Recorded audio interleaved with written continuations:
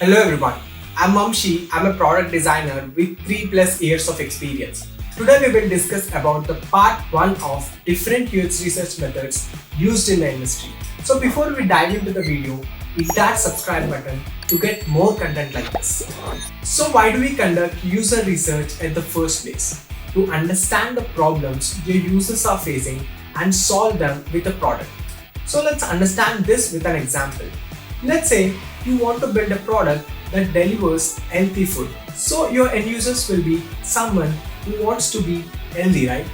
So what you will do, you will talk with some people and validate your idea and build a product out of it. This is the typical research method that everyone follows. But in UX, there are different UX research methods at different steps in the design process to validate your assumptions. Assumptions, I mean, in the example I mentioned, you are assuming that people want to eat healthy food but they are not able to find the options online. So let's talk about different categories of UX research method. The first one is qualitative research. In this method, we will focus on the subjective things of users. This may be frustrations, motivations, behaviors, and the reasons. This method mainly answers to the question why. The second one is quantitative research. In this research method, we will focus on the numerical data. This research method mainly answers to the questions like what, where, and when. The third one is attitudinal research. In this method, we will focus on what users say. We will try to know their why, like why user take this action, why user taken this decision. The fourth one is behavioral research. In this research method, we will focus on what users do rather than what they say they do. So the four categories of UX research method have similarities between them. So let's visualize it. Let's draw an x-axis and write behavioral on one side and attitudinal on the other side, and draw y-axis and write quantitative on one side and qualitative on the other side. So now we form four quadrants. In quadrant 1, there are user research methods which are attitudinal and quantitative. Similarly, quadrant 2 is quantitative and behavioral.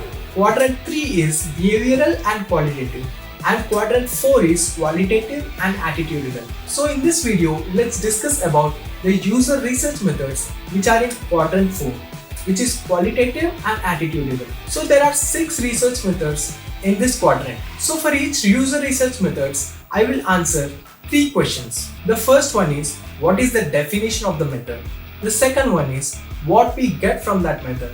And the third one is, in which step of the design process we need to use it. So the first one is user interviews. In this research method, we will interview a set of users to understand their problems, thoughts, and feelings. What you will do is, you will ask some questions about some topic and analyze the answers they give. The result of this research method depends on how well you prepare your interview questions. From this research method, we will get deep insights of the user problems. This research method is used at the start and the end of the project. At the start of the project, you can interview them to get a strong understanding of the problem your target users are facing. At the end of the project, they can be your first set of beta users who can test your product, and they can provide you the strengths and the potential improvements of the product. Now the second one is focus groups. Focus groups is like a group discussion where you sit with a group of people and they discuss about their experiences and opinions about your product. Focus groups can help you to answer questions like how users see your product, what are the most important features according to them, and what problems they are facing while interacting your product.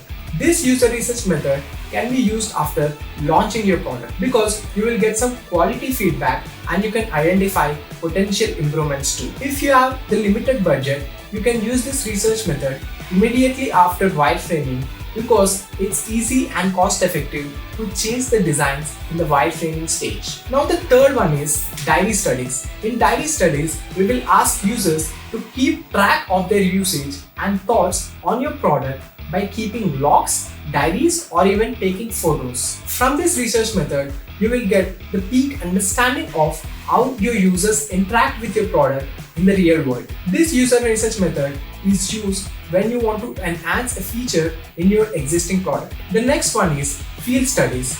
This method comes under behavioral also. Because in field studies, we will observe users how they are interacting with your product in the real world environment.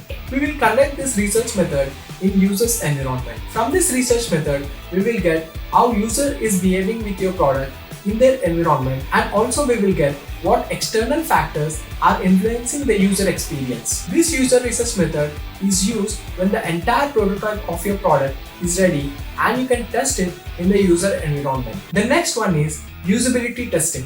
This method comes under behavioral also, because in usability testing we will observe users how they are interacting with your product in the controlled environment. In this research method, we will give a scenario to the user like sign up, buy a product, change the password, and observe how they are interacting. This research method gives us the pain points users are facing while going through a flow, and we can identify the usability issues and potential improvements. Now the next one is card sorting.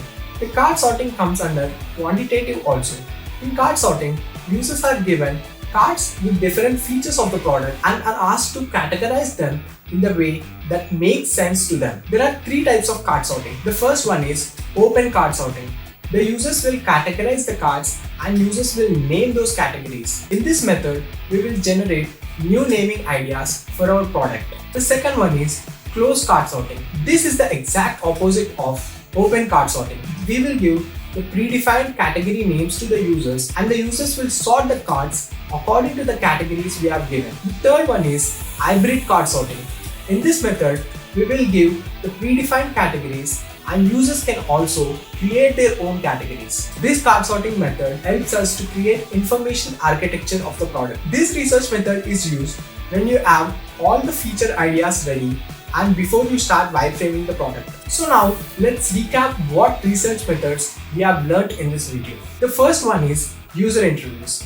In this research method, we will try to understand the user problems, thoughts, and feelings by interviewing them. The second one is focus groups. This research method is like group discussion where users share their experiences and opinions about your product.